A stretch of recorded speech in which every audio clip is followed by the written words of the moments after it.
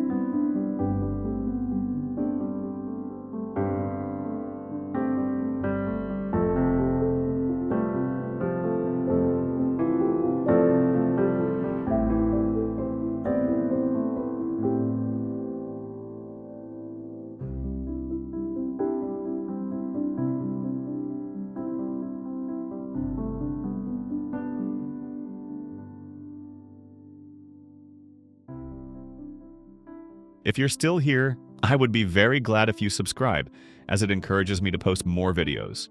You are welcome to comment and share your ideas, and a thumbs up will make my day. And as always, may we meet again.